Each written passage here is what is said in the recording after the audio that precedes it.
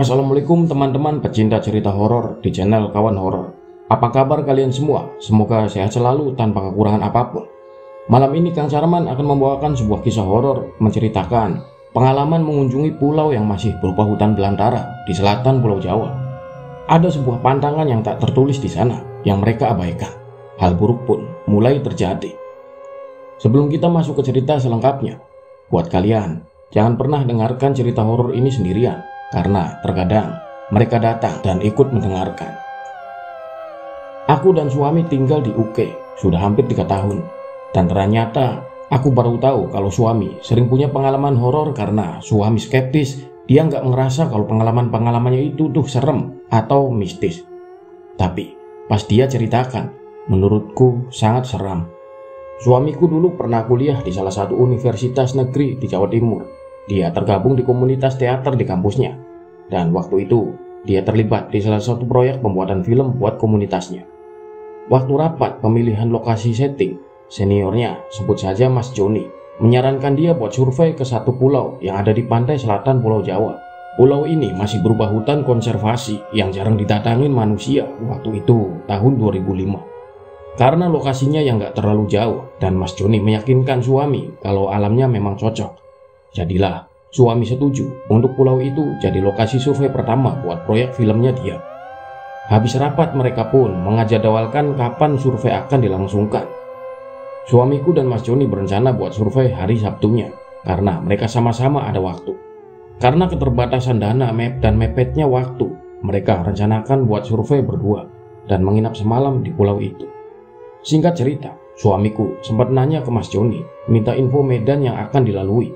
Suamiku sempat mikir mau bawa set full gear buat naik gunung, tapi Mas Joni bilang ke suami, "Sudah nggak usah, medannya gampang kok." Dan akhirnya suami pun percaya. Hari Sabtu pun tiba. Suamiku waktu itu punya mobil dikasih sama ayah mertua, mobil Daihatsu Zebra yang kursi belakangnya dilepas. Suami dan Mas Joni pun berangkat pagi-pagi dari kampus dengan peralatan seadanya. Sesampainya di pantai yang mau ke pulau itu, suami dan Mas Joni langsung menuju ke posko balai konservasi buat minta izin sekaligus ngisi buku tamu. Pas di situ, pegawai balai konservasi mengasih warning atau peringatan ke suami dan Mas Joni. Dia bilang, "Kalian tahu kan pantangan di pulau itu?" Mas Joni pun menjawab, "Tahu Pak, kan aku sudah pernah ke situ." Suamiku pun heran karena Mas Joni nggak pernah cerita tentang pantangan apapun sebelumnya, dan perasaannya mulai nggak enak. Penasaran dan sedikit kesal, saat mengeluarkan barang dari mobilnya, suami bertanya pada Mas Joni, "Mas, kok nggak ngomong kalau ada pantangan? Pantangan apa sih?" Mas Joni menjawab, "Nggak usah dipikirkan, nggak penting, itu cuma tahayul." Suamiku saat itu heran. Saat itu suamiku mengenal Mas Joni sebagai seniornya di teater. Dia mengajarkan banyak prinsip dasar keteateran, sehingga dia dikenal sebagai expert dalam bidang keteateran. Namun suamiku juga mendengar beberapa rumor tentang Mas Joni. Suamiku bilang Mas Joni adalah karakter yang unik. Ia sering menyendiri, duduk di dahan pohon, ngomong sendiri, dan tiba-tiba membuat happening act. Suamiku menganggap Mas Joni mendalami kontemplasi peran watak, tapi rumor yang beredar sangat tidak rasional. Rumor yang beredar kala itu macam-macam tentang Mas Joni, dari mengalami gangguan kejiwaan sampai punya indera keenam atau anak indigo.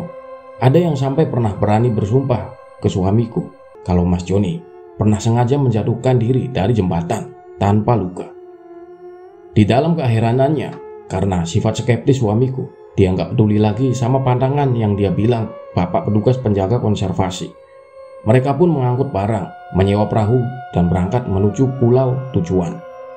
Mereka menyewa perahu kecil bermotor milik nelayan setempat ke pulau itu karena habis hujan ombak tinggi mengombang-ambing kapal yang ditumpangi suami dan Mas Joni. Dari kejauhan, pulau tujuan terlihat dengan awan gelap menggelayut di atasnya. Sesampainya di pulau, nelayan yang mengantar mereka bertanya, "Mau disusul jam berapa Mas?" "Jam 10 Mas," sahut suamiku. "Loh, mau nginep?" tanya nelayan itu. "Iya Pak." Kali ini Mas Joni yang menjawab, "Nanti malam kalau nggak kuat itu opornya ya Mas." Seraya menunjuk opor tergeletak di pantai. Suamiku semakin heran saat ia mau bertanya, "Kuat apa?"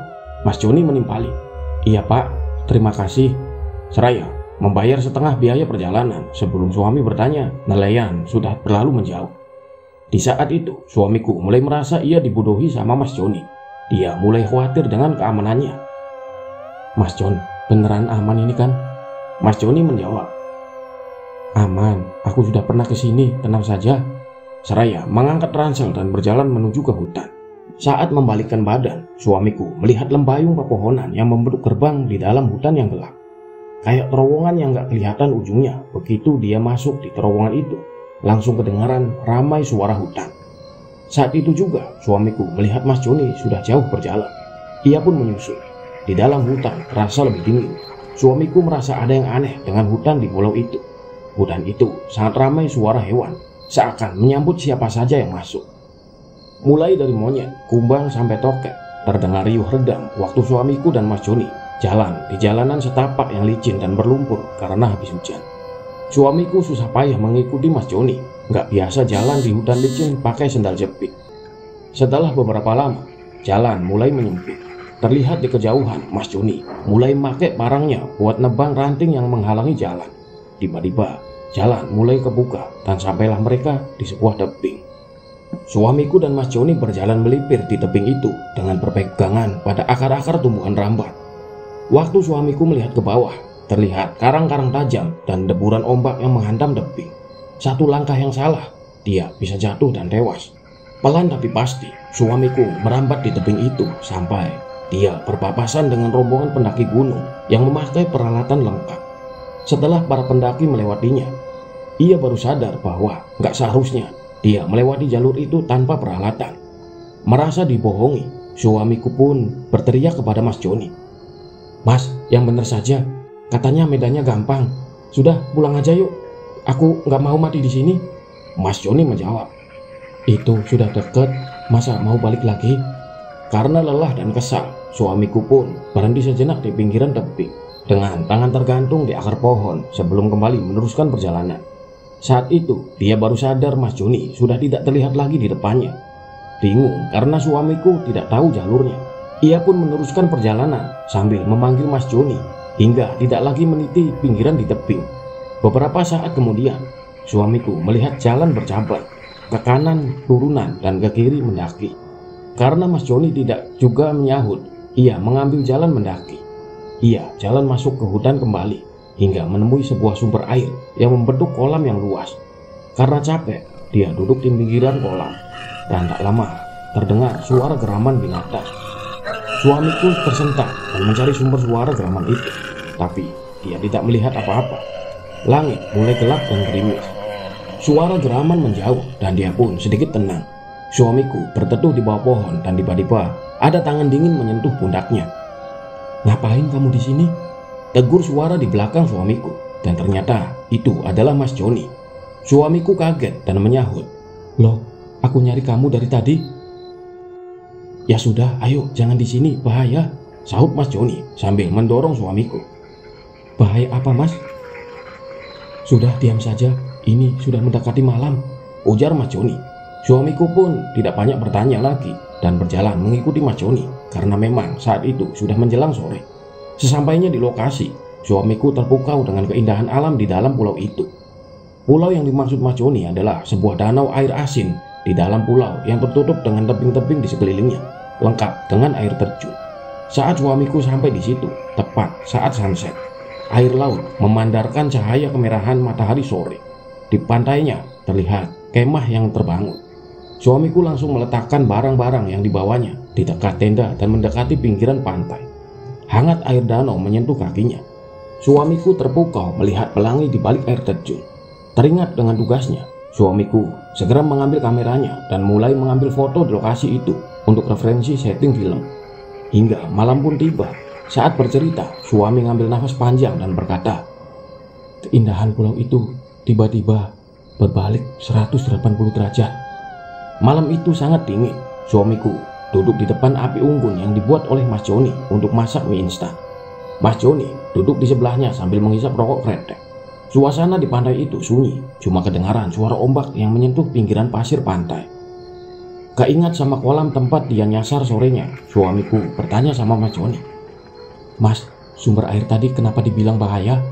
Sambil menghisap rokoknya, Mas Joni menjawab. Kamu ingat pantangan yang diomongin sama pegawai konservasi itu kan? Ya itu tempatnya. Itu namanya Sendang Larangan. Kamu dengar suara binatang kan di sana? Tanya Mas Joni. Iya mas, jawab suamiku. Hutan ini masih perawan. Sumber air di tempat binatang-binatang buas nyari mangsa. Jadi pengunjung pulau nggak boleh masuk ke situ. Jelas Mas Joni. Suamiku merasa aneh. Hewan buas apa yang masih ada di Jawa? Babi, sebut Mas Joni. Seperti tahu pikiran suamiku, dia menjelaskan. Celeng itu makan apa saja kalau lapar, termasuk orang. Kata-kata Mas Joni membuat suamiku bergidik membayangkannya. Ayo latihan karakter, ajak Mas Joni tiba-tiba. Suamiku pun setuju. Ia segera ambil posisi kontemplasi, memasukkan karakter, terus mulai merapalkan monolog yang dihafalkannya saat dia berperan sebagai bapak di naskah Marriage Proposal by Leto Letois. Saat itu juga suamiku mulai merasakan keanehan. Kontemplasinya lebih tajam dan seolah-olah dia bukan dirinya sendiri. Dia menjadi peran seorang tua yang pemarah dan punya harga diri yang tinggi. Dia merasa hutan kembali ramai. Dia merasa banyak mata yang melihatnya dari balik pepohonan dan semak-semak hitam di sekitarnya. Setiap dialog serasa disambut sama denyitan, lolongan, dan pekikan hewan-hewan di hutan. Gemerisik daun meramaikan suasana pulau malam ini. Tak terasa, saking menjiwainya, dia menyelesaikan monolog marriage proposal lebih baik daripada waktu mementaskannya di panggung. Kelelahan, berkeringat, suamiku pun jatuh terduduk. Saat itu juga, hutan seperti memberikan aplus. Suamiku lalu menoleh ke arah Mas Joni yang menghisap dalam-dalam rokok kredeknya. Dan dia melihat serupa wajah yang dipendarkan di belakang api rokok Mas Joni. Muka orang tua yang menyeringai, sesaat lalu hilang, membuat suamiku terhenyak. Kelihatannya, ujar Mas Joni sambil menoleh ke suamiku. Tadi banyak yang datang, lanjutnya. Kan dulu pernah aku kasih tahu kalau peranmu bagus. Yang menonton bukan cuma manusia. Mas Joni tertawa. Suamiku tidak pernah percaya sama hal-hal gaib. Jadi malam itu dia cuma menganggap itu halusinasinya karena terlalu capek seharian berjalan menembus hutan. Ia pun masuk ke dalam tenda dan mencoba tidur malam itu. Beberapa menit kemudian, dia pun tertidur. Suamiku terbangun malam itu sama suara berisik depan tenda. Dia ambil senternya dan menyadari kalau Mas Joni nggak ada di dalam tenda. Cahaya api unggun berpendar dari luar tenda. Suamiku terduduk sambil mengamati pendaran cahaya itu. Tak lama, tenda berguncang keras seperti ada sesuatu yang menabrak tenda dari samping dengan cukup keras. Sambil terdengar suara binatang menggerak seperti yang didengar suamiku sorenya. Kali ini suaranya disertai dengan endusan mengorok. Suamiku langsung teringat dengan kata-kata Mas Jono tentang celeng yang bisa memakan daging manusia. Seketika rasa takut menyatu dan suamiku mencari parang yang dibawa Mas Joni. Tapi parang itu tidak ada di tempatnya lagi hingga dia hanya bisa terdiam. Dari pendaran cahaya api unggun yang hampir padam di luar tenda, suamiku melihat siluet makhluk yang menyerupai babi dengan taring yang panjang. Dia meyakini karena efek optik. Waktu itu terlihat lebih besar dari yang seharusnya. Saat itu suamiku berpikir kalau dia tetap di dalam tenda, makhluk bisa masuk sewaktu-waktu dan dia nggak punya apa-apa buat melawan. Jadi dia menunggu sampai tuh makhluk nggak ada di depan tenda lagi dan dia mau lari menyebur ke pantai. 5 menit kemudian, makhluk itu nggak kelihatan lagi dari siluetnya di depan tenda. Suamiku bergegas buka tenda terus dia lari menuju pantai. Belum sampai nyebur, dia balik badan penasaran sama makhluk yang di tenda. Dia sorotin senternya ke arah itu. Dan ternyata sudah nggak ada apa-apa lagi di sekitaran tenda. Suamiku menyorot senternya ke segala arah. Tanda-tanda adanya binatang kayak nggak ada. Penasaran, dia jalan pelan balik ke arah tenda. Dia sorotin senternya ke arah api unggun yang hampir padam. Di situ suamiku heran. Nggak ada tanda-tanda ada binatang atau makhluk apapun. Suar geraman sudah tidak ada lagi. Dia mencari jejak kaki. Tapi karena tenda berdiri di bagian rerumputan, jadi dia nggak bisa melihat jejak kaki apapun. Di situ, suami sempat mikir keadaan aman.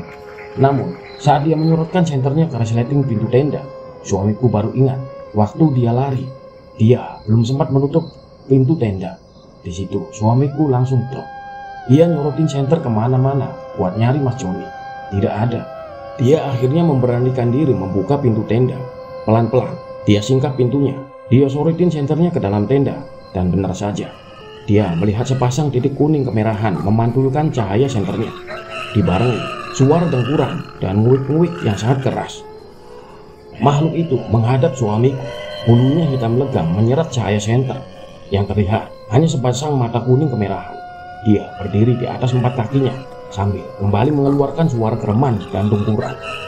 Suamiku merasa seluruh badannya lemas. Kakinya tidak lagi kuat menyangga badannya.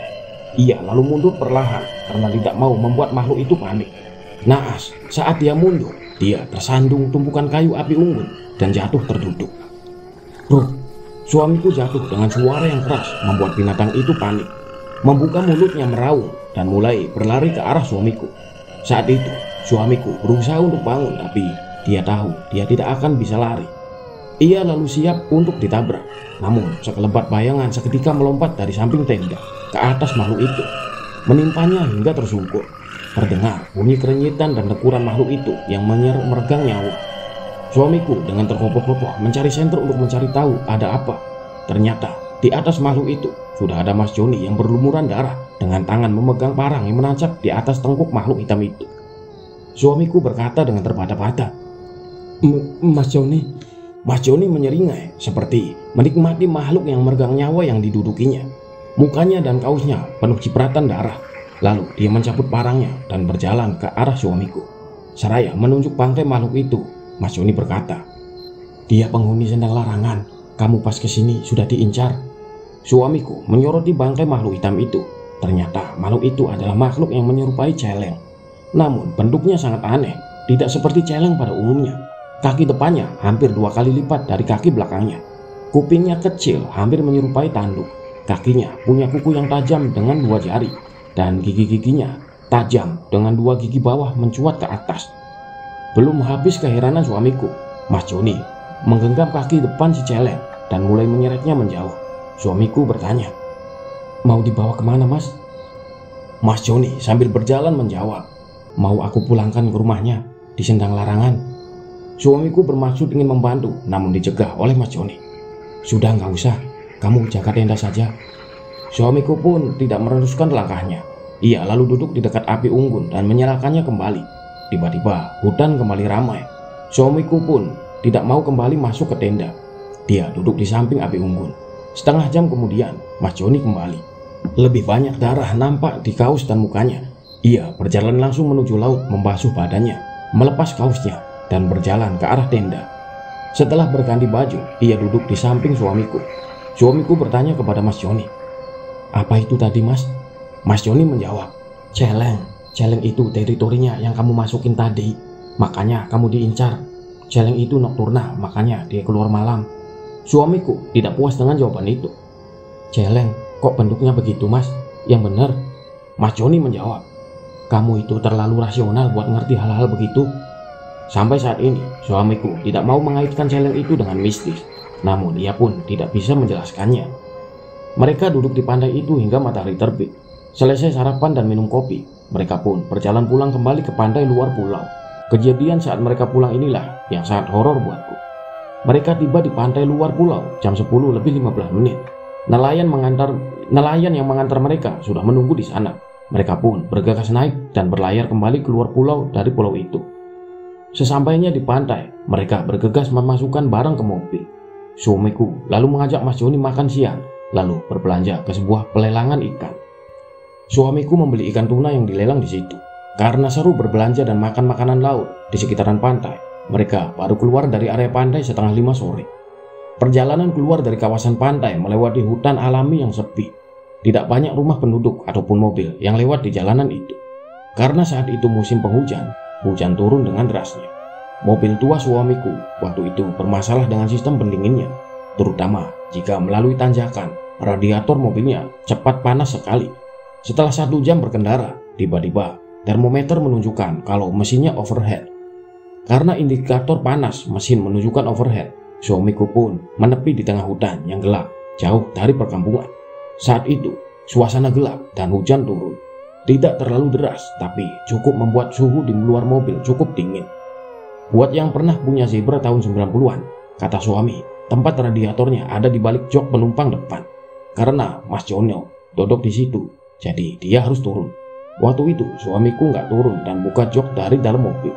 Dia selalu membawa air kemasan buat cadangan. Dia buka kap radiator dan mulai mengisi air. Mas Joni menunggu di samping mobil sambil menyalakan rokok.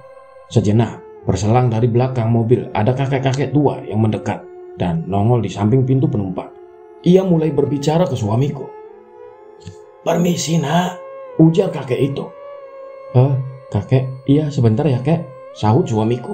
Setelah menutup kap radiator yang sudah diisi penuh, suamiku pun menengadah dan melihat kakek itu. Dia memakai baju batik dengan celana hitam. Kakek itu tersenyum ramah kepada suamiku. "Boleh kakek ikut sampai depan gak nak?" tanya kakek itu sopan. Suamiku pun kasihan melihat kakek dan berkata, "Emang kakek mau kemana?" "Ke situ nak," sambil menuju ke arah yang suamiku tuju. Karena searah, suamiku pun menawarkan tumpangan. "Oh iya kek, boleh," sambil berbalik membukakan kunci pintu belakang. Saat kakek itu berjalan menuju pintu belakang, Mas Joni tiba-tiba masuk dan duduk di bangku penumpang dan menutup pintunya. "Sudah nggak usah," teriaknya kepada suamiku. "Ayo cepetan jalan." Suamiku pun kaget. "Apa sih mas? Itu kasihan kakeknya," bantah suamiku. "Sudah ayo cepat jalan," sahut Mas Joni sambil mengunci kembali pintu yang dibuka suamiku. Walaupun suamiku kasihan, tapi dia tidak mau bermasalah dengan Mas Joni. Dia starter mobilnya dan segera menjauh. Suamiku bingung. Dia melihat sendiri bagaimana Mas Joni membunuh seekor celeng, tersenyum dan berjalan sendiri menuju sendang larangan. Sedangkan sekarang Mas Joni terlihat panik sambil sesekali melihat spion. Suamiku pun melihat spion tengah. Ia melihat bayangan kakek itu menjauh di tengah hujan yang semakin deras. Hati nurani suamiku terusik. Dia pun bertanya dengan kesal kepada Mas Joni. "Kakek itu kenapa nggak boleh ikut mas? Kan kasihan." Mas Joni sesekali melihat spion dan gemetaran. "Nanti aku ceritakan kalau sudah sampai kota," jawab Mas Joni dengan kesal. Karena hati nuraninya terusik, suamiku pun memacu mobilnya menembus hujan di tengah hutan. Setelah mereka sampai di kota, suamiku kembali meminta jawaban. "Sudah di kota nih mas, kenapa kakek tadi nggak kita tolong?" Mas Joni berkata dengan suara keras pada suamiku. "Coba kamu pikir, masa ada kakek-kakek di tengah hutan pas maghrib? Kamu nggak lihat hujan deras begitu pakaian kakek itu tidak basah?" Suamiku pun terdiam. Suamiku pun bingung dengan apa yang dilihatnya. Dia melihat wajah kakek itu dengan jelas. Ia tersenyum dengan baju batik yang rapi. Mas Joni menjelaskan, "Itu kakek tadi yang aku bunuh di pulau. Dia mau ikut kita, mau balas dendam ke kita. Dia mau ikut kita. Dia mau buat kita celaka. Kalau kakek tadi ikut, kita bisa nggak keluar dari hutan. Atau dia akan ikut selamanya sama kita." Sebagai skeptis, suamiku pun tidak percaya kata-kata Mas Joni. Dia menggelengkan kepalanya. Mas Joni cukup bisa melihat ketidakpercayaan suamiku. Mas Joni kembali berkata, "Terserah mau percaya atau tidak. Aku nggak mau ambil resiko." Mereka pun kembali malam itu menuju kontrakan dengan selamat. Setibanya di kontrakan, suamiku mendapati ikan tuna yang baru saja ia beli siangnya sudah berbau busuk. Setelah kejadian itu, Mas Joni tidak nampak lagi di kampus selang kurang lebih 2 minggu. Dan saat ia kembali, ia seakan tidak ingat kejadian apapun yang terjadi di pulau itu. Iya, selesai teman-teman. Kisah yang ditulis akun Twitternya @busukikan ini benar-benar dari kejadian nyata ya teman-teman. Menurut narasumber yang tidak mau disebutkan namanya. Benar atau tidaknya kisah ini, semoga kita dapat ambil pelajarannya. Kita ambil baiknya dan buang buruknya. Baiklah, kiranya itu saja cerita malam ini, semoga dapat menghibur. Dan Kang Sarman memohon maaf jika banyak salah kata dan pengucapan dalam pembawaan cerita ini. Karena sumber ceritanya berbahasa campuran Jawa dan Indonesia ya teman-teman, jadi harap dimaklumi. Sekian cerita malam ini, semoga kita semua selalu diberikan kesehatan dan dalam lindungan Allah Subhanahu wa Ta'ala. Akhir kata, wassalamualaikum warahmatullahi wabarakatuh. Salam kawan horor.